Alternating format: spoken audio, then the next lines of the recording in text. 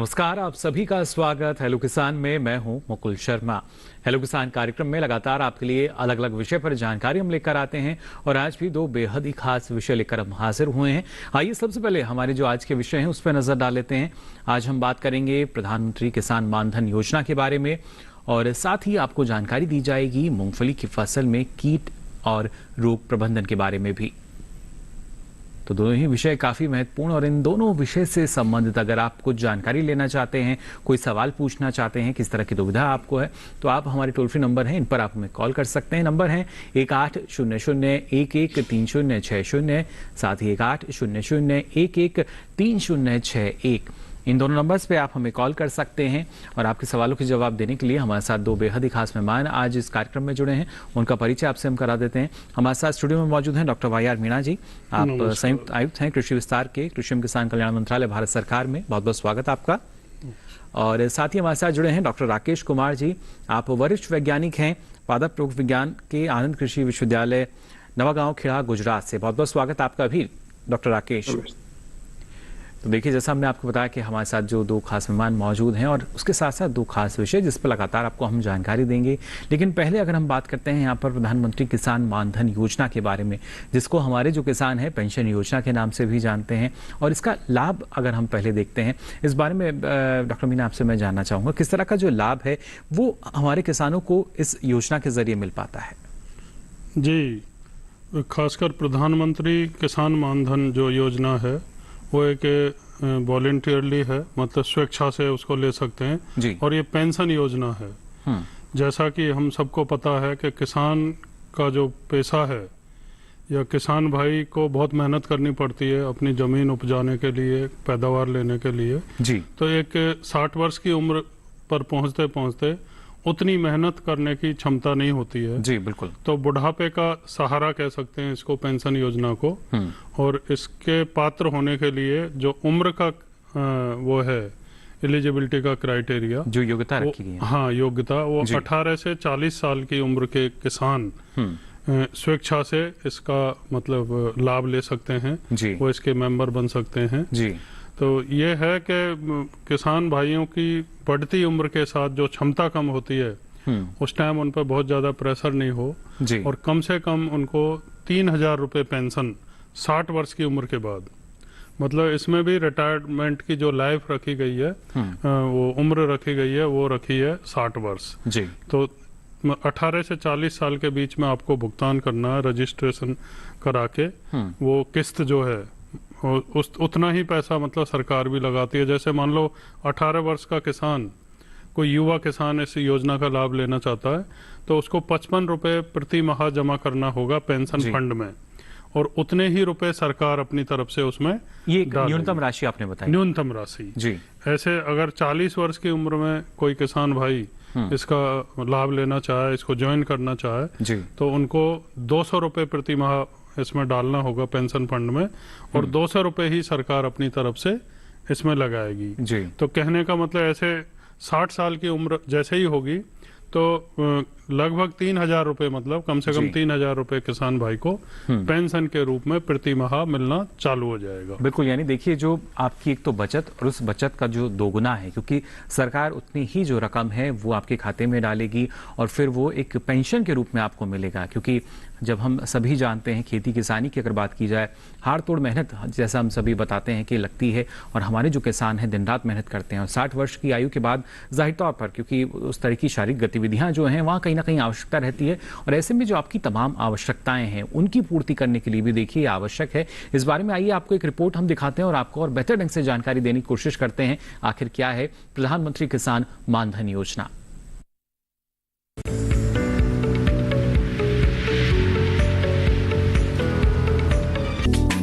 किसानों का जीवन सुरक्षित करने के लिए प्रधानमंत्री श्री नरेंद्र मोदी जी ने प्रधानमंत्री किसान मानधन योजना की शुरुआत सितंबर 2019 में रांची से की थी। इस योजना से 5 करोड़ लघु और सीमांत किसानों का जीवन सुरक्षित किया जा सकेगा। इस योजना का उद्देश्य है कि जब किसान वृद्धावस्था में प्रवेश करे तो उस स्थिति में उन्हें आर्थिक सहायता दी जाए ताकि वे स्वस्थ और खुशहाल जीवन जी सके। योजना में 60 वर्ष की आयु होने पर किसानों को न्यूनतम 3,000 रुपए मासिक पेंशन देने का प्रावधान है। ये योजना उन किसानों के लिए अधिक लाभकारी है जो सिर्फ खेती किसानी पर ही निर्भर है।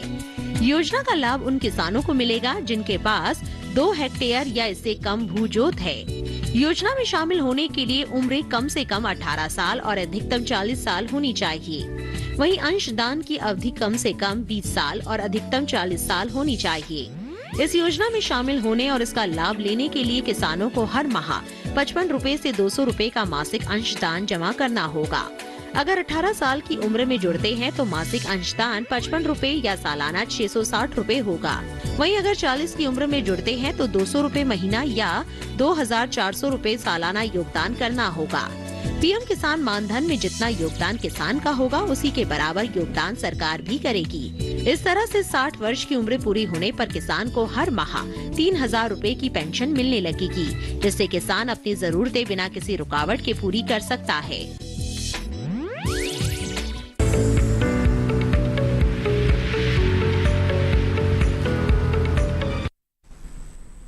तो जाना आपने किस तरीके से जो किसान की आवश्यकताएं हैं उनकी पूर्ति हो जाती है, क्योंकि एक किसान जो है वो हम सभी जानते हैं आत्मनिर्भर होता है और ये आत्मनिर्भरता आगे भी रह सके इसके लिए काफ़ी महत्वपूर्ण हो जाती है पीएम पेंशन योजना यानी प्रधानमंत्री किसान मानधन योजना। अब आइए रुक कर लेते हैं डॉक्टर राकेश जी का भी। डॉक्टर राकेश, जानना चाहेंगे आपसे मूंगफली की अगर फसल की हम बात करते हैं, क्योंकि इसमें कई बार कई कीटों का प्रकोप हम देखते हैं तो इसके साथ साथ कई रोग और बीमारियां भी आ जाती हैं, लेकिन अभी इस बार की अगर बात की जाए क्या स्थिति आप देख रहे हैं मूंगफली की फसल की? किसान भाइयों मैं आपको बताना चाहूंगा कि मूंगफली की फसल एक बहुत ही बृहद विस्तार में की जाती है इसकी खेती। खास तौर से गुजरात की बात करें, राजस्थान की बात करें, आंध्र प्रदेश की बात करें, कर्नाटक और तमिलनाडु की बात करें जी, इन सारे राज्यों में सौभाग्य से मुझे मूंगफली की फसल पे काम करने का मौका मिला है जी। और मूंगफली की फसल में जिस तरह से मैं किसानों के संपर्क में हूँ, समस्या जो इस समय हम खास तौर से देख रहे हैं, कुछ किसान भाइयों से बात हो रही है कि काफी किसान भाइयों के स्टेम रॉट जो है, स्क्लेरोसिस रॉट का एक फफूंद होती है, उसकी वजह से काफी समस्या है। इसके अलावा कुछ किसान भाइयों के यहाँ पर सफेद लट जिसे हम व्हाइट ग्रब कहते हैं, इसकी समस्या, इसका प्रकोप है, ये कीट है जो भूमि में रह के मूंगफली की जड़ को काटता है जी। कुछ जगह पे बात करें तो किसान भाइयों के यहाँ पर दीमक के कीट है, उसका प्रकोप है। और जिन किसान भाइयों ने अगैती फसल बो दी है, खासतौर से गुजरात में, राजस्थान में और उत्तर प्रदेश के कुछ हिस्सों में, उन किसान भाइयों से बात होती है तो वहां पर वर्षा जहाँ पे ठीक ठाक हुई है वहां पर एक लीफ स्पॉट या टिक्का रोग कहते हैं, इस रोग का प्रकोप भी है जी। तो चलिए बिल्कुल इनके बारे में विस्तार से आपसे हम जानकारी लेंगे किस तरीके से इनका समाधान हो सकता है, लेकिन आइए उससे पहले नजर डाल लेते हैं इस खास रिपोर्ट पर।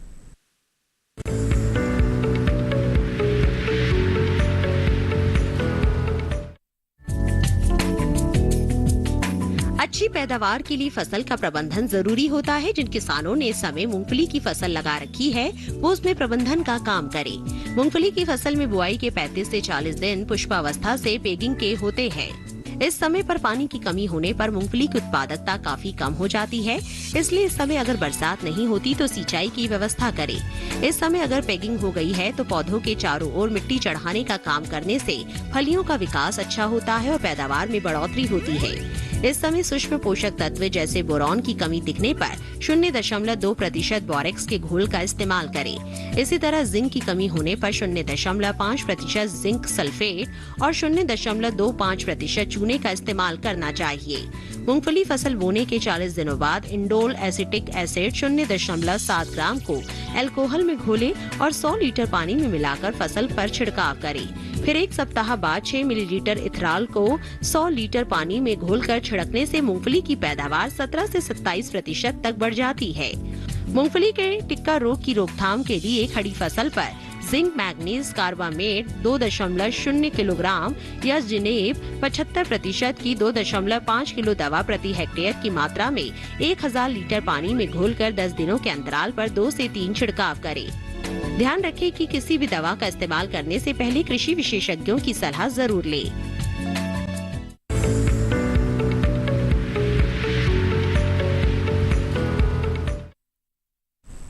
तो जाना आपने किस तरीके से अलग अलग रोग या बीमारी जो हैं वो फसल में आते हैं, लेकिन उसके लिए ज़रूरी यही कि आप विशेषज्ञ की सलाह से ही कोई भी इसमें कृषि कार्य करें। फिलहाल हमारे साथ दर्शकों के जुड़ने का सिलसिला शुरू हो चुका है। दर्शक हमारे साथ जुड़े हैं फोन लाइन पर। बहुत बहुत स्वागत आपका हेलो किसान में। क्या जानकारी लेना चाह रहे हैं? पूनम चंद जी, आवाज मिल पा रही है आपको? हेलो, इंदौर मध्य प्रदेश से ही हमारे साथ जुड़े हैं। कोशिश हम कर रहे हैं इनसे बातचीत हमारी हो सके। हेलो, फिलहाल संपर्क जो है हमारा इनके साथ नहीं हो पा रहा है। और अगर आप भी हमारे जो विषय हैं इनसे संबंधित कुछ जानकारी लेना चाहते हैं तो हमारी टोल फ्री लगातार आप देख सकते हैं, यहाँ पर फ्लैश किए जा रहे हैं टीवी स्क्रीन पर, तो इस पर आप हमें कॉल करें। लेकिन जब भी कॉल करें तो अपने टीवी सेट का जो वॉल्यूम है उसको बंद रखें, इससे आसानी होगी आपका सवाल हमें समझने में और जो विशेषज्ञ जवाब देंगे उसको आपको सुनने में भी। यहाँ डॉक्टर मीना, हम जिस तरीके से आज बात कर रहे हैं पीएम पेंशन योजना को लेकर, जैसा आपने बताया कि एक न्यूनतम जो राशि है वो सुनिश्चित यहाँ पर कर दी गई है, लेकिन और किस तरह की जो योग्यता है वो रखी गई है कि ना सिर्फ आयु आपने बताई कि करीब 18 से हम मान सकते हैं, और किस तरह की योग्यताएं इसमें हैं? आयु के अलावा जैसे एक तो सीमांत और लघु किसान होने चाहिए जी, उसके लिए 2 हेक्टेयर या उससे कम जमीन का मालिक होना चाहिए किसान को, और बाकी उम्र की सीमा है। और कुछ ऐसी चीजें हैं जैसे किसानी भी कर रहा है कोई जी, और वो मान लो डॉक्टर है, इंजीनियर है, आर्किटेक्ट है, यानी कोई प्रोफेशनल काम और भी कर रहा है जी, और उन्होंने मान लो इनकम टैक्स पे किया है, हाँ जी, तो वो इसके पात्र नहीं हो सकते।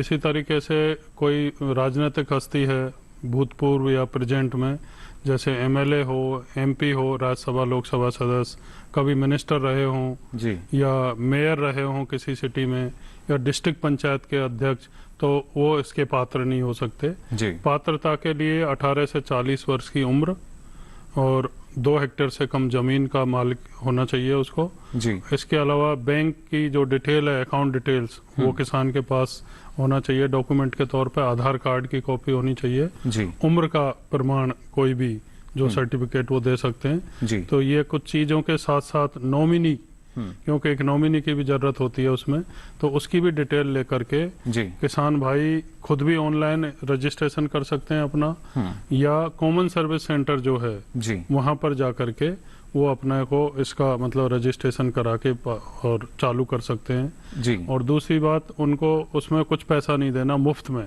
कॉमन सर्विस सेंटर में हालांकि 30 रुपए फीस लगती है जी, वो फीस भी सरकार वहन करती है। यानी जो हमारे सीएससी जी के जो अलग अलग केंद्र देखिए हैं, हाँ। जिले में कई केंद्र हैं, तो आपको वहां जाकर किसी भी तरह की कोई जो इसके लिए शुल्क है वो देना नहीं होगा। फिलहाल एक बार फिर से आइए रुक कर लेते हैं, हमारे साथ जो दर्शक फोन लाइन पर जुड़े हैं। पूर्णचंद जी, बहुत बहुत स्वागत आपका। क्या जानकारी लेना चाह रहे हैं? हेलो हेलो, पूर्णचंद जी, आवाज मिल पा रही है आपको? हेलो जी, स्वागत आपका। हेलो? सवाल पूछ सकते हैं आप अपना। हेलो हेलो हेलो आवाज मिल पा रही है आपको हेलो हमारी? संपर्क फिलहाल हमारे इनके साथ नहीं सर, हो पा ये रहा। हमारे जी, जो ये किसान प्रधानमंत्री किसान मनधन योजना है, जी, इसके लिए क्या करना पड़ेगा? चलिए इसके लिए क्या कुछ किया जाए कि इसमें ये अपना आवेदन जो है दे सकें? इसके लिए जैसा मैं अभी बता रहा था कि अगर आप पात्र हैं, पात्रता की जो शर्तें हैं, 18 से 40 वर्ष की उम्र होनी चाहिए जो भी किसान भाई हैं, और उनकी जो खेती है वो 2 हेक्टेयर या उससे कम हो, उसका वो मालिक हो, ये आवश्यक वो हैं पात्रता के लिए। और आपका आधार कार्ड, बैंक की डिटेल्स, वो मतलब जन्म प्रमाण पत्र, और किसी जो नॉमिनेट आप जिनको करना चाहें उनकी थोड़ी सी जानकारी ये लेकर के आप कॉमन सर्विस सेंटर जो जन सूचना केंद्र है वहां पर जाकर के और उनसे बात करें कि मुझे किसान मानधन योजना का लाभ लेना है, तो उसके लिए रजिस्ट्रेशन कराना है। आपका मुफ्त में रजिस्ट्रेशन होगा, 30 रुपए फीस होती है लेकिन वो सरकार वहन करती है जी। तो ये तरीका है। और बच्चे आपके घर में कोई पढ़ा लिखा जो इंटरनेट पे काम करता हो तो घर बैठ के भी ऑनलाइन आप रजिस्ट्रेशन करा सकते हैं। बिल्कुल, देखिए काफ़ी सरल इसको बनाया गया है और पूरी पारदर्शिता जो है वो आपको यहाँ नज़र आ सकती है, क्योंकि एक प्रयास यही है कि जो हमारा किसान है, जो आत्मनिर्भर किसान है, उसको और कैसे हम मजबूती दे सकते हैं 60 वर्ष की आयु के बाद भी। और इसीलिए उनके लिए इस तरह की जो योजनाएं है उसका क्रियान्वयन किया गया सरकार द्वारा और काफ़ी लाभ जो है इसके ज़रिए हमारे किसानों को मिल सकेगा। फिलहाल हेलो किसान में यहाँ वक्त तो चला एक छोटे से ब्रेक से लौटेंगे तो आपको बताएंगे और किस तरीके से लाभ जो है योजना का आपको मिलेगा, साथ ही मूंगफली की जो खेती किसान कर रहे हैं वहां पर किस तरह का खतरा हो सकता है। ये सारी जानकारी इस छोटे से ब्रेक के बाद।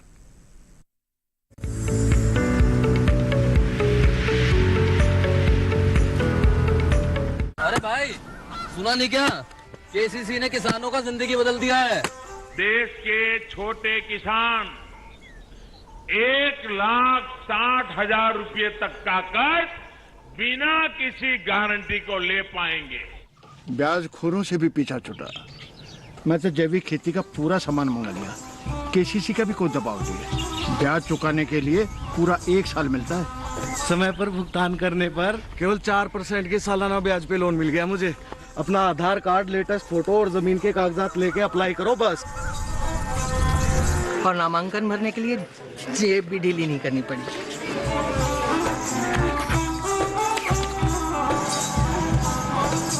चाचा, उधार चुकाने के 24 घंटे के बाद उतने ही पैसे वापस निकाल सकते हैं। केसीसी ने किसानों की जिंदगी वाकई बदल दी है। तो आप भी किसान क्रेडिट कार्ड अपनाएं और सहजता से ऋण पाएं।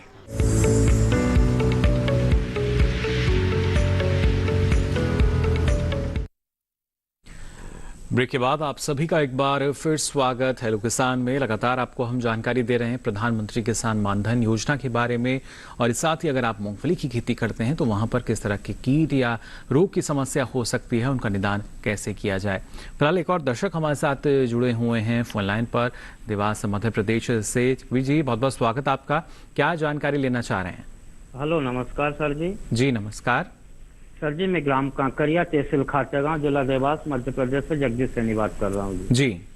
सर जी, मेरा सवाल ये है प्रधानमंत्री मानधन योजना के अंतर्गत जी कि जैसे कि मेरे पिताजी की उम्र है 63 वर्ष, तो उनका तो बीमा कोई हो नहीं सकता है जी। और उनकी जो जमीन अब मेरे नाम से आएगी तो मेरी उम्र है 41 वर्ष, तो अब इसके लिए क्या करना पड़ेगा? और आपने बताया उम्र के हिसाब से कि 18 से 40 वर्ष जो तो आप बता रहे हैं जमीन है, पूर्ण रूप से जानकारी दीजिए। जी जगदीश जी, जो आप जमीन की बात बता रहे हैं क्या उसमें आपका नाम दर्ज है अभी? नहीं, अभी पिताजी के नाम से, पिताजी के नाम से अब मेरे नाम पे आएगी जी, लेकिन अभी वो आपके जो पिताजी हैं उनके नाम पे दर्ज है जी।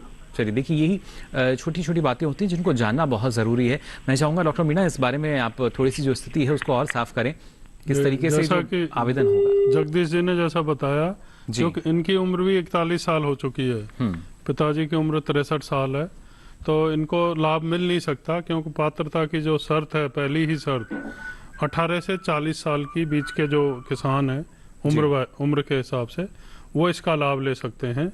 तो निश्चित तौर पर ये उस लाभ को लेने से वंचित रहेंगे। जी बिल्कुल, देखिए 18 वर्ष से लेके 40 वर्ष तक की जो आयु है वो इसमें सुनिश्चित की गई है। न्यूनतम जो आयु है वो 18 और जो अधिकतम है 40 वर्ष। इस दौरान आप चाहें तो वहां पर इस योजना के लिए जो आपकी किस्तें हैं वो आप जमा कर सकते हैं, और जितना आप जमा करेंगे उतना ही सरकार की तरफ से आपके खाते में एक राशि जो है जमा की जाएगी। यहाँ डॉक्टर राकेश, आपसे हम जानकारी लेना चाहेंगे, जिस तरीके से आपने बताया जो टिक्का रोग है वो काफी एक परेशानी का सबब बन जाता है हमारे किसानों के लिए, किस तरीके से उस पर नियंत्रण हम कर सकते हैं? किसान भाइयों, टिक्का रोग में सबसे पहले ये जानना जरूरी है कि टिक्का रोग कौन सा है। 2 तरह का टिक्का रोग होता है, एक अगैती टिक्का होता है और एक थोड़ा पछेती जो लेट में आता है। शुरू के आरंभिक 35 दिवस जब होते हैं बिजाई करने के, उन 35 दिन तक जो हमारे अगर आर्द्रता बनी रहती है वातावरण में, तो उस समय अगैती टिक्का का प्रकोप होता है, जिसमें जो धब्बे बनते हैं काले रंग के, उनके चारों तरफ एक पीले आकार की एक सर्किल होती है, एक उसको घेरा होता है जी। ये अगर टिक्का रोग है तो सामान्यतः मैनकोजेब 75% जो फफूंदनाशक आता है बाजार में आसानी से उपलब्ध है, तो उस मैनकोजेब में आपको 2 ग्राम प्रति लीटर पानी की दर से छिड़काव कर देना चाहिए जी। और अगर किसी किसान भाई की अगैती फसल बुवाई की हुई है और उस फसल में अगर पछैती टिक्का का प्रकोप है। पछैती टिक्का में क्या होता है, जैसा अगैती टिक्का में है वो पीला घेरा होता है, लेकिन पछैती टिक्का में पीला घेरा नहीं होता, काले मस्से की तरह का एक धब्बा बनता है और इसको अगर आप छुएंगे तो वो आपको महसूस होगा कि ये कुछ इस पे लगा हुआ है, चिपका हुआ है। तो ये पछैती टिक्का होता है। इस टिक्का का अगर प्रकोप है तो कार्बेंडाजिम 12% और मैनकोजेब 63% ये बाजार में आसानी से मिश्रण मिल जाता है, हर एक जगह मिल जाता है। इसकी 1.5 से 2 ग्राम मात्रा प्रति लीटर पानी की दर से काम में ले सकते हैं।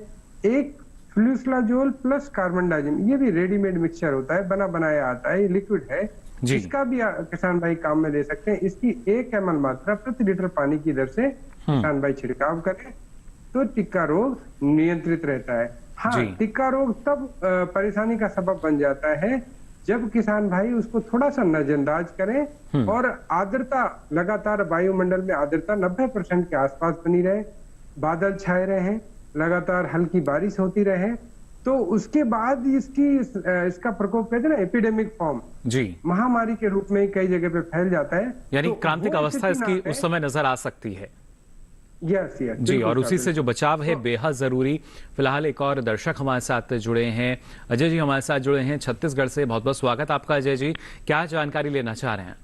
नमस्कार सर जी। जी नमस्कार सर। किसान प्रधानमंत्री योजना में वो जो मानधन योजना है ना, उसकी जानकारी चाहिए था। जी, उसके लिए आप चाहते हैं रजिस्ट्रेशन करना? Yes sir. जी, आयु कितनी होगी आपकी अजय जी, बता पाएंगे? अभी तो 28 है सर। चलिए, 28 वर्ष के हैं अजय जी, डॉक्टर मीना, और चाहते हैं कि इस योजना में रजिस्ट्रेशन कराएं। जी बिल्कुल करा सकते हैं, लेकिन एक शर्त इसमें दूसरी भी है उम्र के अलावा, कि आपकी जो जमीन है वो 2 हेक्टेयर या उससे कम होनी चाहिए जी। और आपके नाम से जमीन हो तो निश्चित तौर पर आप इस योजना का लाभ ले सकते हैं। और कॉमन सर्विस सेंटर में जाकर के या अपने ही घर से अगर इंटरनेट आप इस्तेमाल करते हैं जी, तो ऑनलाइन रजिस्ट्रेशन करा के और इसका लाभ ले सकते हैं। जब 60 साल की आपकी उम्र होगी जी, तो आपको उसका पेंशन जो 3000 कम से कम पर मंथ मिलनी है और साल के 36,000 रुपए होते हैं, तो ये लाभ आप ले सकते हैं। जी, लेकिन क्या डॉक्टर मीना, जो हमारे किसान पट्टे पे खेती करते हैं यानी कॉन्ट्रैक्ट फार्मिंग की जब हम बात करते हैं, कई बार उनको देखा जाता है कि उनकी भी इच्छा होती है कि इस तरह का लाभ हमें भी मिल पाए, तो क्या इस योजना में उनके लिए भी किस तरह का प्रावधान रखा गया है? अभी पट्टे का तो इस तरीके का प्रावधान नहीं है, क्योंकि लघु और सीमांत किसान जिनके नाम से जमीन है जी, उसी को इसमें रखा गया है। जी बिल्कुल। तो देखिए किस तरीके से कोशिश यही की जा रही है कि जो किसान है उनको और ज़्यादा सहूलियत हम दे पाएं, और आर्थिक रूप से एक तरीके से हम कह सकते हैं डॉक्टर मीना की जो मजबूती है वो एक किसान को मिलती है, क्योंकि आवश्यकताएं जो हैं वो लगातार बनी रहती हैं किसान के लिए, और 60 वर्ष की आयु के बाद शायद कहीं ना कहीं और ज़्यादा आवश्यकताएं जो हैं वो उनको नज़र आती हैं, तो उनकी पूर्ति हो पाएगी इसके ज़रिए। जी बहुत कुछ, क्योंकि हम लोग देखते हैं जो छोटे लघु सीमांत किसान हैं साल भर में अच्छी मेहनत करके भी बहुत ज्यादा पैसा नहीं कमा पाते, और गांव में खर्चे भी उसी हिसाब के होते हैं। मतलब किसान को अगर हर महीने 3,000 रुपए मिल रहे हैं तो साल भर के 36,000 रुपए होते हैं। जो काफी मतलब मध्यम टाइप के किसान है वो भी 36,000 की आमदनी नहीं कर पाते सालाना।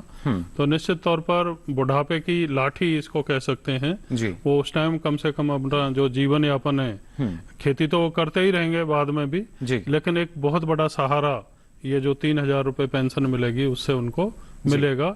और एक लाभ यह है कि जैसा मैंने बताया, जब ये अंशदान देंगे अपना रजिस्ट्रेशन के बाद तो वो उसमें आधी राशि सरकार मिलाती है, तो सरकार का सहयोग तो सीधे सीधे इसमें है ही, और जो उम्र बढ़ने के साथ उनकी मेहनत करने की क्षमता कम हो जाती है, तो उस टाइम ये एक बहुत ही बड़ा सहारा किसान भाइयों को मिलता है। बिल्कुल, देखिए कहीं ना कहीं एक सहारा जो है वो सीधे तौर पर इसको हम देख सकते हैं, और कहा भी यही जाता है 60 वर्ष की आयु के बाद जो पेंशन है वो किसी सहारे से कम नहीं होती, लेकिन उसके बाद भी एक आत्मनिर्भरता अगर रहे तो इस तरह की जो पेंशन स्कीम है हमारी प्रधानमंत्री किसान मानधन योजना, ये और भी ज़्यादा महत्वपूर्ण हो जाती है।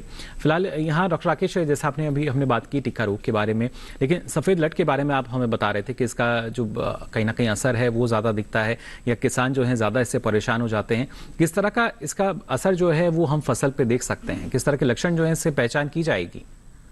किसान भाइयों, इसमें मैं आपको बताना चाहूंगा कि सफेद लट एक ऐसा कीट है जो भूमि के अंदर रहता है और भूमि के अंदर रह के ये पौधे की जड़ों को, खासतौर से जो थोड़ी वर्षा ऋतु के बाद जो किसान भाई वर्षा ऋतु आने से पहले भी बिजाई करते हैं, इसकी बुवाई करते हैं, और काफी किसान भाई हैं जो वर्षा ऋतु एक हो जाती है उसके बाद मूंगफली की बिजाई करते हैं।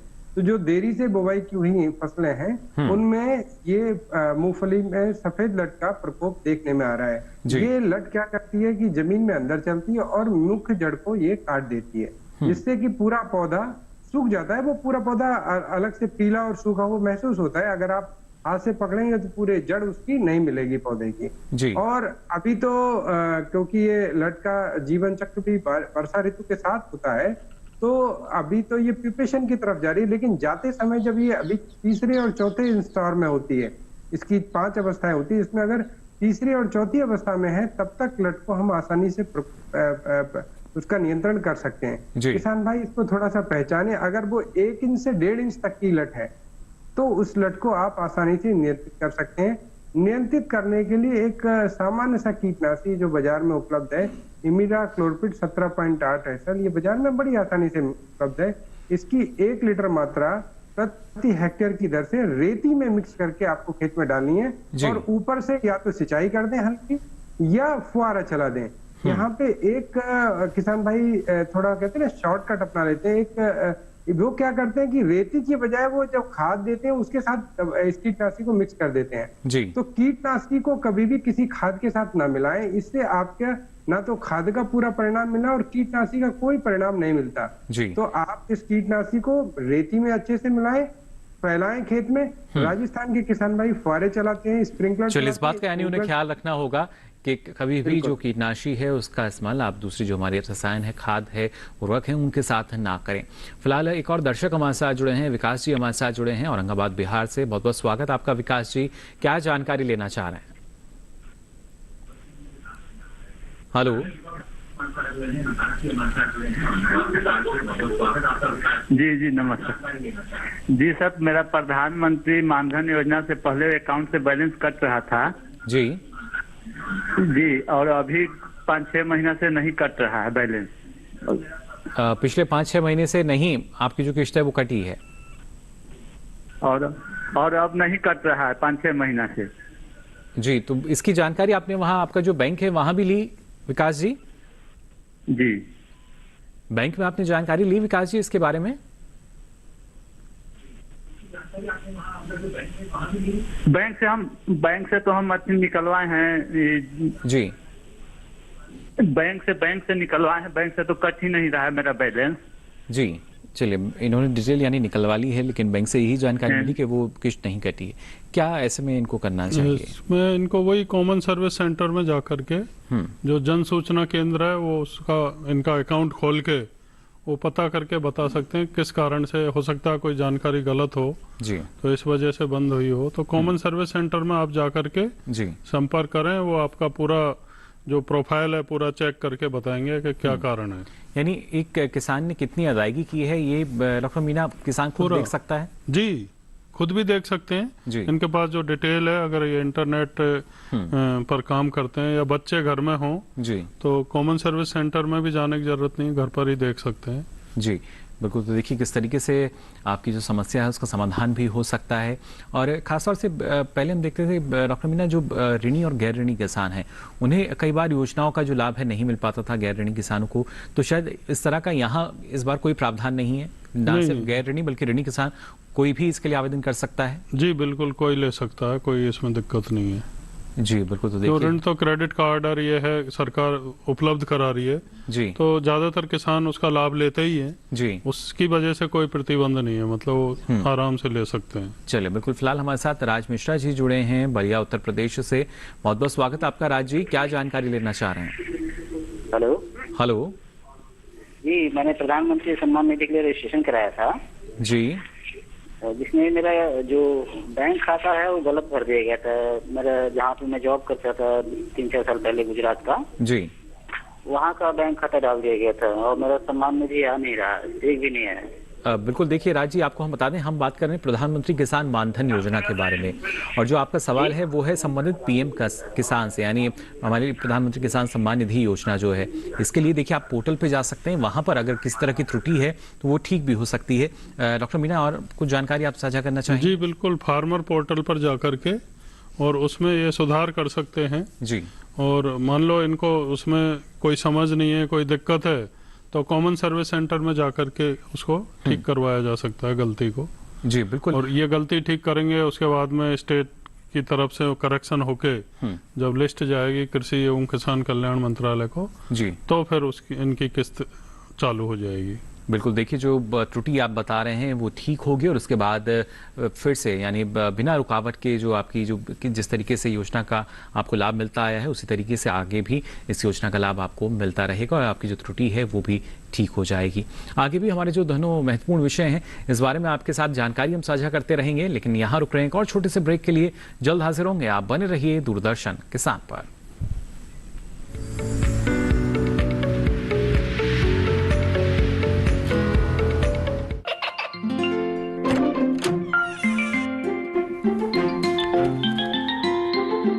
ये क्या हो रहा है? काशवी, इतने कम मार्क्स? काशू बेटा पढ़ा करो, पढ़ोगी नहीं तो आगे कैसे बढ़ोगी? मम्मा मैं भी तो आपसे यही कहना चाहती हूँ, पढ़ा करो। आप पढ़ोगे नहीं तो आगे कैसे बढ़ोगे? मतलब? वो देखो, सिर्फ बैक पर छपा ऑर्गेनिक नहीं, ऑर्गेनिक का निशान पहचानिए। पीजीएस ऑर्गेनिक का ये लोगो उन किसानों की पहचान है जो आज भी परंपरागत विधि से रसायन मुक्त खेती कर आपके लिए शुद्ध फसल उपजा रहे हैं। अब समझे मम्मा, अगर मैं प्योर ऑर्गेनिक फूड नहीं खाऊंगी तो अच्छे मार्क्स कहाँ से लाऊंगी? अच्छा बच्चों, जैविक खेती की इस मुहिम को आगे बढ़ाइए, शुद्ध ऑर्गेनिक अपनाइए।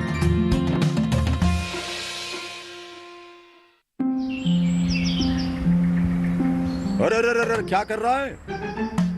इधर इधर इधर, हम बोल रहे हैं तेरे बीजू का। पुतला बोल रहा है? हाँ, पक्षियों से तो हम खेत को बचा लेते हैं, पर इन घातक रसायनों से कैसे बचाएं? मतलब? देख बेटा, तू जो ये अंधाधुंध रसायन मिलाता है ना, मिट्टी की सेहत बिगड़ने लगी है, और जब माटी ही कमजोर पड़ जाएगी तो उपज कैसे सेहतमंद होगी? हाँ? अरे पहले ऐसा नहीं था, पूछना अपने बड़े बुजुर्गों से, कैसे फसल लहलहाती थी, शुद्धता झलकती थी। हाँ, माटी भी तंदुरुस्त और लोग भी। अब पहली वाली बात कहाँ? पर अब तो सभी डाले हैं। सब नहीं, आज भी लाखों जागरूक किसान परंपरागत विधि से फसल उगा रहे हैं, खर्चा कम और उपज की कीमत भी बेहतर पा रहे हैं। ठीक है भाई, मैं भी आज से जैविक खेती शुरू करूंगा। माटी से प्रेम की परंपरा है परंपरागत खेती।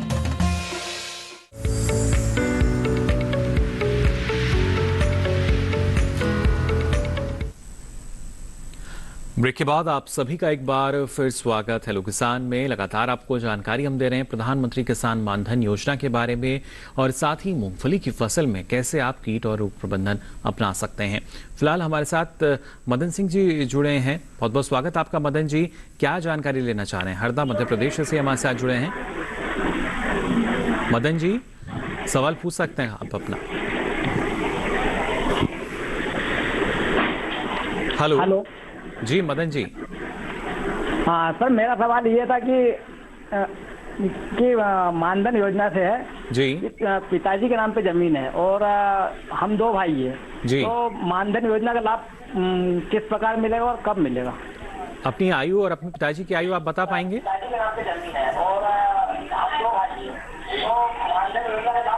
मदन जी आयु लगभग 30 वर्ष और 25 वर्ष। चलिए, जो बता रहे हैं अपनी और अपने भाई की जो आयु करीब 25 से 30 वर्ष की बता रहे हैं, और ऐसे में अभी जो ज़मीन है शायद इनके पिताजी के नाम है, तो किस तरीके से ये संभव हो पाएगा? हाँ नहीं, वो तो जब तक ज़मीन नहीं होगी तो इनके नाम से लाभ नहीं मिल सकता जी। पिताजी की उम्र ज़्यादा है तो उनको भी उसका लाभ नहीं मिल पाएगा। तो इसमें यही है, लघु और सीमांत किसान हो, उनके नाम जमीन हो, तभी जाके उसका लाभ ले सकते हैं। बिल्कुल, देखिए जो जोत है लगातार छोटी होती जा रही है और हमारे जो लघु और सीमांत किसान हैं उनके लिए उनके भविष्य को सोचते हुए ना सिर्फ आज अगर हम बचत करते हैं, एक किसान अगर बचत करता है 55 रुपये की भी, तो साथ ही 55 रुपये जो हैं सरकार की तरफ से दिए जाते हैं, यानी कुल मिलकर आप देख सकते हैं कुल मिलाकर 110 रुपया सरकार की तरफ से उतनी ही जो राशि है वो आपके खाते में दी जाएगी और आपके भविष्य के लिए हम मान सकते हैं कहीं ना कहीं एक सुरक्षित कदम जो है आप इस दिशा में आगे बढ़ा सकते हैं। फिलहाल सुरक्षा की आवश्यकता हमारे जो मूंगफली के किसान हैं उनको भी है। लगातार डॉक्टर राकेश हमें इस बारे में जानकारी दे रहे हैं। डॉक्टर राकेश, लीफ माइनर की अगर यहाँ हम बात करें, किस तरीके से उसका जो नियंत्रण है हमारे जो किसान कर सकते हैं और इसका जो प्रभाव है वो किस तरीके से होता है, इस बारे में आपसे मैं जानकारी लूंगा। लेकिन उससे पहले एक दर्शक हमारे साथ जुड़े हैं, इनका सवाल हम ले लेते हैं। बहुत बहुत स्वागत आपका हेलो किसान में। विपिन जी, आवाज मिल पा रही है आपको हमारी? जी सर, नमस्ते। जी विपिन जी, स्वागत आपका, बताइए क्या जानना चाह रहे हैं? जी सर, मेरे दो सवाल हैं सर। जी। पहला सवाल सर मेरा ये था कि मूंगफली की जो गुड़ाई होती है सर वो कब कब और कितने कितने दिनों के अंतराल से करनी चाहिए? जी। और सर दूसरा सवाल मेरा ये था जो इस योजना से जुड़ा हुआ था। सर मैं ये जानना चाह रहा था कि जैसे कोई भी व्यक्ति प्रधानमंत्री मानधन योजना से जुड़ चाहता है और मतलब ऐसा होना तो नहीं चाहिए, लेकिन मान लीजिए वो 60 साल से पहले ही अगर उसकी मृत्यु हो जाती है, कोई दुर्घटना हो जाती है, तो जो पैसे उसके जमा हुए हैं वो क्या वापस हो जाते हैं या फिर उसके बाद क्या होता है? चलिए, बिल्कुल किस तरह की जो स्थिति रहेगी वो ये जानना चाह रहे हैं। मैं चाहूंगा पहले डॉक्टर मीना आप ही जवाब दें कि जो इनका दूसरा सवाल था उसका। हाँ, नहीं, अच्छा सवाल है इनका। मान लो रिटायरमेंट की उम्र से पहले ही जो किसान इसका लाभ ले रहा, मतलब जो इसका सदस्य बना है, उसकी मृत्यु हो जाती है तो उसकी पत्नी जो शेष अवधि बची है 60 साल तक जो यानी नॉमिनी उस स्थिति में नॉमिनी नहीं भी हो तो वो भुगतान करके उस किस्त को कंटिन्यू करके और वो पेंशन का लाभ वो ले सकती हैं। जी बिल्कुल, तो देखिए उनकी पत्नी जो है वो उसका लाभ ले सकती है। अगर वो नहीं लेना चाहें, भाई नहीं हमें सदस्यता की जरूरत नहीं है, तो उनको जो राशि जब तक जमा होती है, जब उनकी मृत्यु हो रही है उस टाइम तक की राशि और साधारण बैंक का जो ऋण है वो क्या नाम है इंटरेस्ट रेट, उसके हिसाब से ब्याज सहित उनको वापस मिल जाती है। यानी एक मुश्त राशि जो है वो भी इसमें प्रावधान रखा गया है। जी बिल्कुल, वो उनको मिल सकती है। बिल्कुल, तो देखिए किस तरीके से अलग अलग प्रावधान है क्योंकि अलग अलग स्थिति रहती है। फिलहाल डॉक्टर राकेश, गुड़ाई के बारे में भी हमारे जो दर्शक हैं वो जानना चाह रहे थे कि कौन कौन सी अवस्था में करनी चाहिए।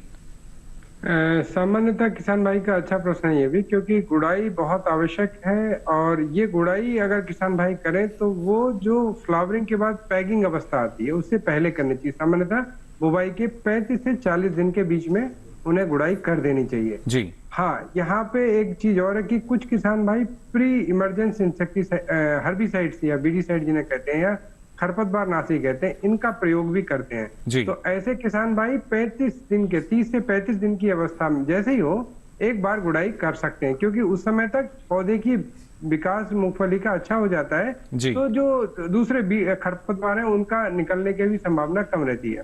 जी बिल्कुल। अब इसका लाभ क्या होगा? इसका लाभ होगा जो सुए चलते हैं, जिसे हम पैकिंग कहते हैं, फ्लावरिंग के बाद फर्टिलाइजेशन के बाद जो पैक नीचे जाते हैं जमीन में, उन्हें आसानी रहती है। और जब पैकिंग अवस्था हमारी हो जाए उसके बाद गुड़ाई नहीं करनी चाहिए, क्योंकि उससे भूमि के अंदर जो मूंगफली बनने की प्रक्रिया है उसमें अवरोध आता है। जी बिल्कुल, और ऐसे में लीफ माइनर की हम यहाँ बात कर रहे थे डॉक्टर राकेश, उसका किस तरह का जो असर है वो हम फसल पर देख पाते हैं?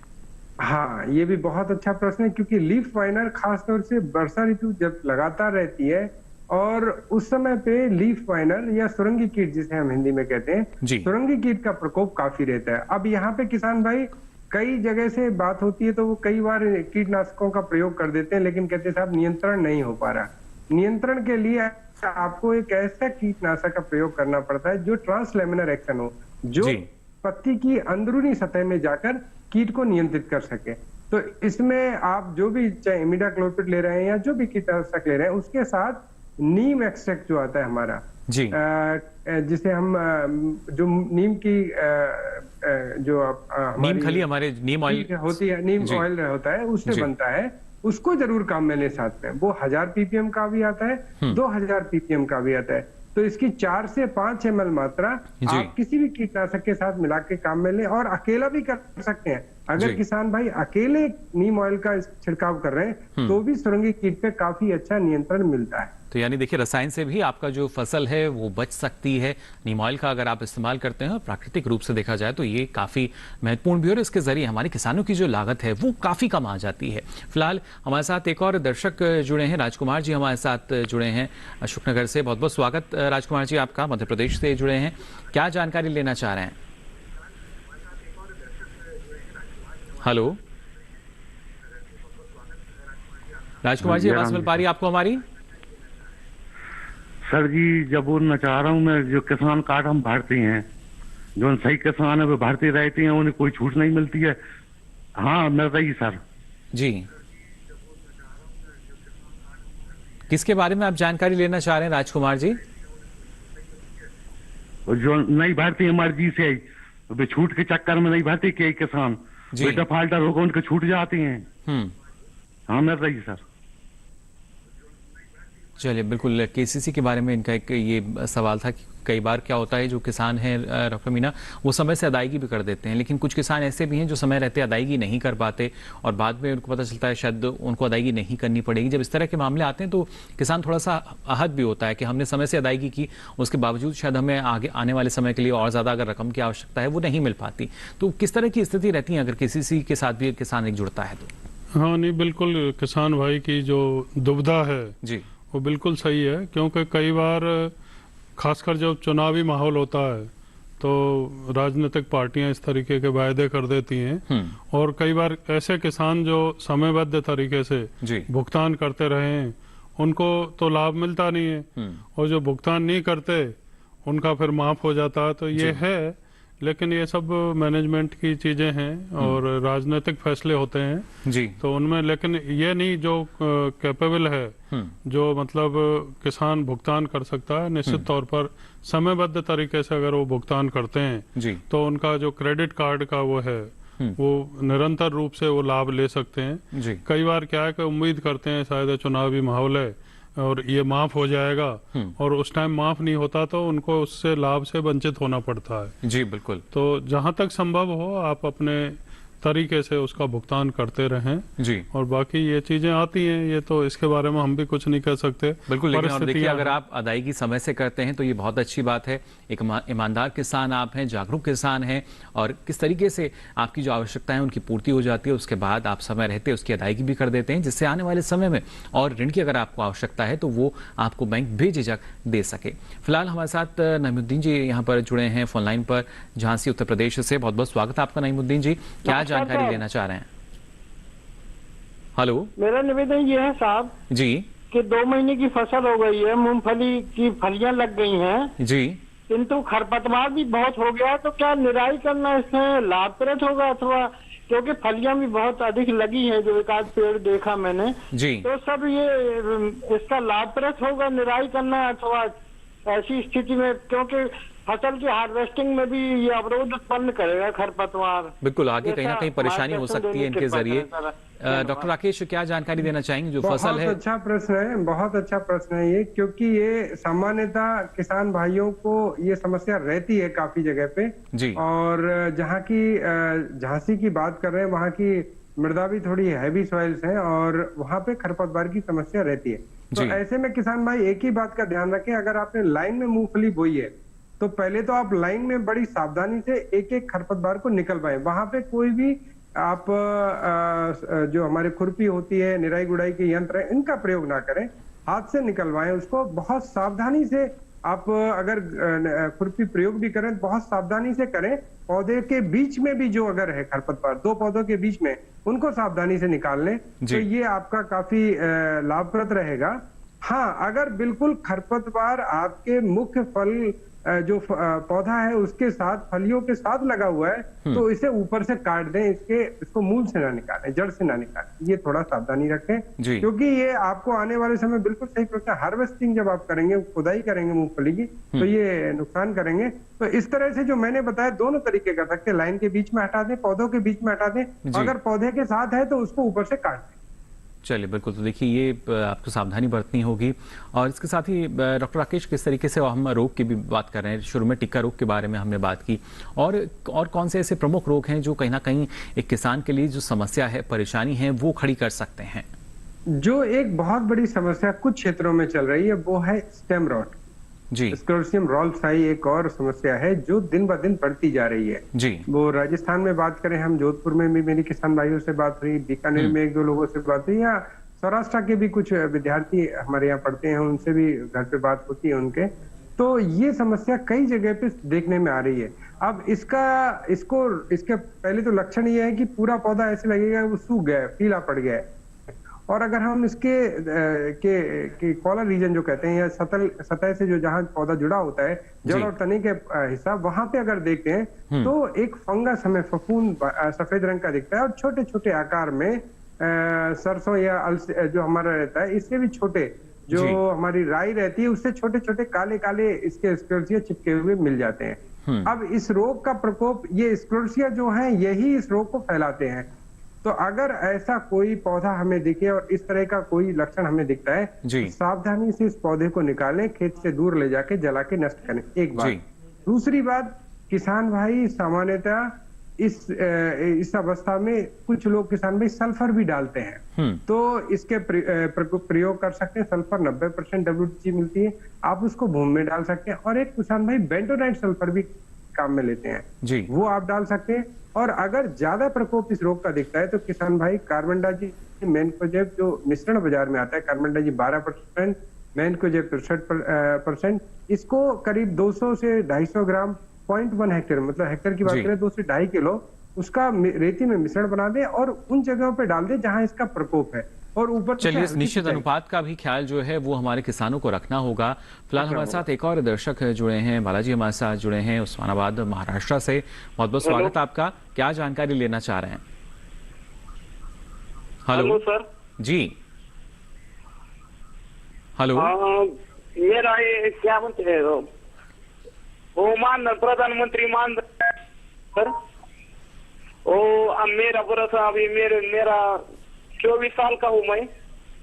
आप जानना चाह रहे हैं कि कैसे मानधन योजना के लिए आप अप्लाई कर सकते हैं, उसके लिए रजिस्ट्रेशन करा सकते हैं? 24 साल का हूँ, मेरे नाम पर 2 एकड़ रजिस्ट्रेशन जमीन है जी। चलिए बिल्कुल, जितना हाँ सर जी। देखिए, जहां तक आपका सवाल हम समझ पाए हैं मेरे जी, कुछ और जानकारी लेना चाह रहे हैं बालाजी? हेलो जी, आपको हम सुन पा रहे हैं। अपनी जो टीवी सेट का वॉल्यूम है आप उसे बंद कर दें। मेरे को सर और रजिस्ट्रेशन करने का है मानधन योजना का। चलिए बिल्कुल, मानधन योजना के बारे में जानकारी लेना चाह रहे हैं, उसमें किस तरीके से जो लाभ है वो मिल सकता है और कैसे इनको आवेदन करना होगा, कैसे उसमें पंजीकरण ये करा सकते हैं, इस बारे में आपको जो जानकारी है जरूर देंगे बालाजी। लेकिन उससे पहले हम यहाँ रुक रहे हैं एक छोटे से ब्रेक के लिए, जल्द हाजिर होंगे। आप बने रहिए दूरदर्शन किसान पर।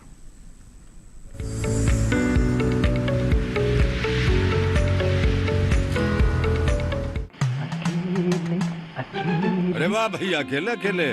अरे तू भी ले, पर खाएगा कैसे? मैं ऑर्गेनिक खेती की बात कर रहा रे बेटे। अकेले अकेले खेती कब तक करेगा? मतलब गांव में 20-25 किसानों का समूह बना के पंजीकरण करवा ले, फिर सरकारी ट्रेनिंग भी मिलेगी और मुफ्त जैविक बीज खाद भी। फिर बीजीएस ऑर्गेनिक की सरकारी मोहर के साथ तेरी उपज आकर्षक पैक में पहुंचेगी बड़े बाजार तक। अच्छा हाँ। अरे भाई, कहाँ चल दिया? सबको साथ लाने, आमदनी बढ़ाने। तो किसान भाई समझ गए ना, साथ मिलकर ऑर्गेनिक खेती कीजिए, अपनी परंपरा को आगे बढ़ाइए, ज्यादा मुनाफा कमाइए। माटी से प्रेम की परंपरा है परंपरागत खेती।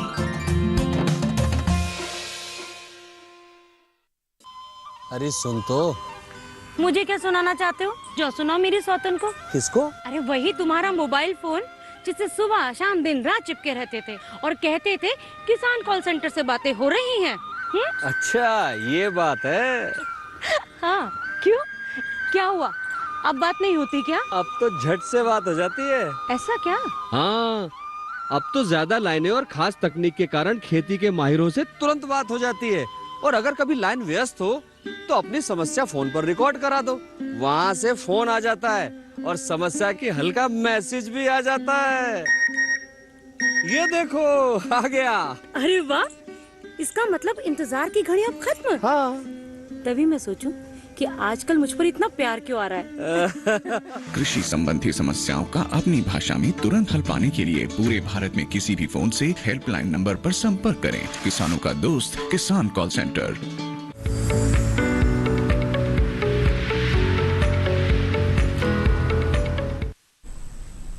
ब्रेक के बाद आप सभी का एक बार फिर स्वागत। हेलो किसान में लगातार आपको हम जानकारी दे रहे हैं प्रधानमंत्री मानधन योजना के बारे में, किस तरीके से एक पीएम पेंशन योजना जो है इसका लाभ हमारे किसानों को मिल रहा है, और साथ ही मूंगफली की फसल में किस तरीके से आप कीट और रोगों का प्रबंधन कर सकते हैं। ब्रेक पे जाने से पहले डॉक्टर मीना हमारे साथ बालाजी जुड़े थे, महाराष्ट्र के किसान जो कि बता रहे थे कि 2 एकड़ से उनके पास कम जमीन है और किस तरीके से वो इसके जो रजिस्ट्रेशन की प्रक्रिया है वो पूरा कर सकते हैं। जी बिल्कुल, उन्होंने उम्र भी अपनी शायद 26 साल बताई थी, तो वो इसका लाभ ले सकते हैं। और उसके लिए जो दस्तावेज हैं वो एक तो ज़मीन के कागजात, बैंक की पासबुक, आधार कार्ड, जन्म मतलब एज उम्र का वो प्रमाण पत्र, ये सब लेकर के, और या तो कॉमन सर्विस सेंटर जो है जन सूचना केंद्र जी, वहाँ पर जाके अपना रजिस्ट्रेशन करा सकते हैं योजना का लाभ लेने के लिए जी। या घर पे आप इंटरनेट अगर चलाते हैं तो घर से भी आप ऑनलाइन अपना रजिस्ट्रेशन करा सकते हैं और इसका लाभ ले सकते हैं आप। बिल्कुल, देखिए लाभ जो है आपको मिल सकता है। और हमारे जो दर्शक हैं ना सिर्फ फ़ोन कॉल के जरिए बल्कि सोशल मीडिया, क्योंकि आज के समय में एक महत्वपूर्ण माध्यम है, मजबूत माध्यम है, तो उसके जरिए भी हमारे साथ जुड़ते हैं। कुछ सवाल हमारे पास आए हुए हैं। डॉक्टर राकेश रामावतार जी हैं राजस्थान से, जिनका सवाल आया हमारे पास, मूंगफली की फसल में जो पत्ते हैं पीले पड़ रहे हैं, क्या इनको करना चाहिए? बहुत अच्छा प्रश्न है, क्योंकि ये सामान्यतः ये पूरे राजस्थान में काफी क्षेत्र में ये देखने को इस समय मिल रहा है जी। मूंगफली की फसल में पीले पत्तों के 2 मुख्य कारण हैं। एक तो किसान भाइयों, आपके वहाँ अगर आप सामान्यतः राजस्थान के किसान भाई जिप्सम का बहुत अच्छा प्रयोग करते हैं जी। अगर वो जिप्सम का प्रयोग करते हैं तो उनकी फसल में 2 पोषक तत्व मुख्यतः, एक तो कैल्शियम अच्छी मात्रा में मिल जाता है, दूसरा सल्फर मिलता है। और सल्फर की कमी की वजह से सामान्यतः ये फसल पीली पड़ती है जी। और इसके लिए कुछ किसान भाई वेंडोनेट सल्फर का भी काम में प्रयोग लेते हैं, जो दानेदार होती है। तो किसान भाइयों, इसमें आपको बिल्कुल चिंता नहीं करनी है। आप सल्फर जो दानेदार जो फील्ड ग्रेड की आती है, जमीन में डालने वाली आती है जी, ये सल्फर आप अपने 5 किलो प्रति बीघा जो आपके यहाँ चलता है, या आपका 18 से 20 किलो प्रति हेक्टेयर की दर से इसको काम में ले सकते हैं, लेकिन दाने वाली फील्ड ग्रेड वाली। और अगर आप 90% WG डाल रहे हैं तो 1.5 से 2 किलो भी डालें, आप अपने रेती में मिक्स करके डाल दें और ऊपर से हल्का फुहारा चला दें, तो पूरी तरह से मिक्स हो जाएगी और आपकी फसल को उपलब्ध हो जाएगी। इसके अतिरिक्त किसान भाई छिड़काव भी कर सकते हैं। अगर किसान भाइयों को लगता है कि हल्का फुल्का टिक्का रोग का प्रकोप है तो सल्फर 90% WDG की 3 ग्राम मात्रा प्रति लीटर पानी की दर से घोल बनाए और उसका छिड़काव कर दें, तो उससे सल्फर की पूर्ति भी हो जाएगी, टिक्का रोग की भी शुरुआती अवस्था में रोकथाम हो जाएगी। बिल्कुल, तो ये 1-5-2 काज यानी हो सकते हैं इसके जरिए। और साथ ही यहाँ डॉक्टर मीना एक और सवाल हमारे पास है, ये सवाल है रोहित जी का, और ये जानना चाह रहे हैं प्रधानमंत्री किसान मानधन योजना के लिए क्या क्या जो दस्तावेज हैं वो चाहिए या आवश्यक हैं? दस्तावेज का जैसे हम चर्चा कर रहे थे अभी, एक तो जमीन के कागजात, और जमीन के कागजात में ध्यान रखने की बात है कि अगर आपके पास 2 हेक्टेयर या उससे कम जमीन है जी, यानी आप लघु और सीमांत किसान हैं, तब इसके पात्र हो सकते हैं।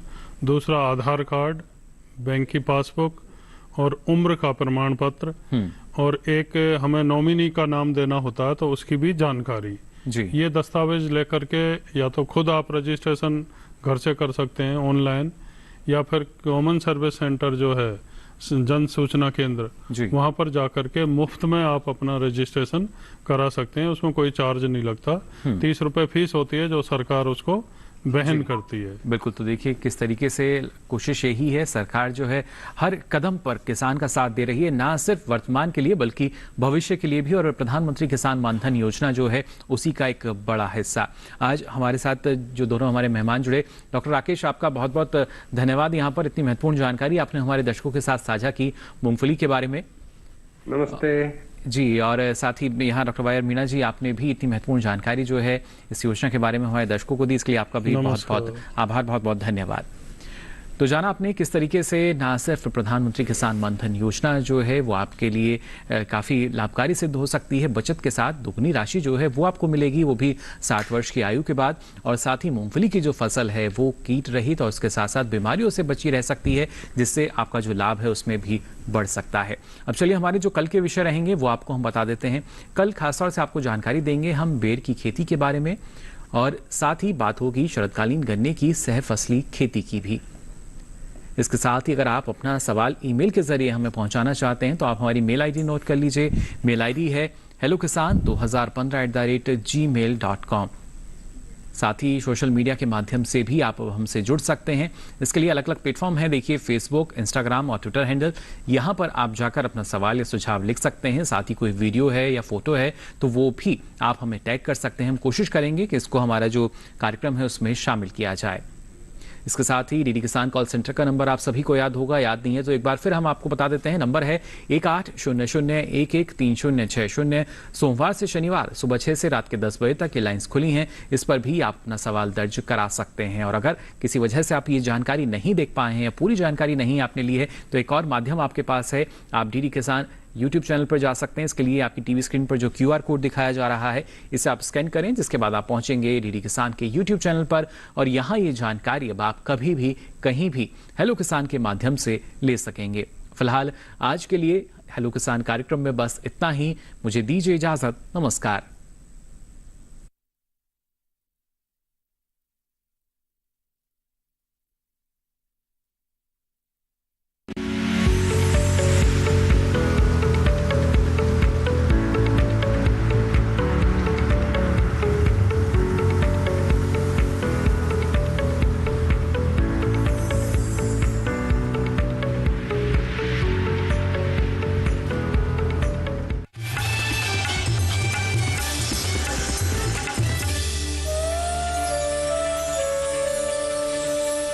लहलहाती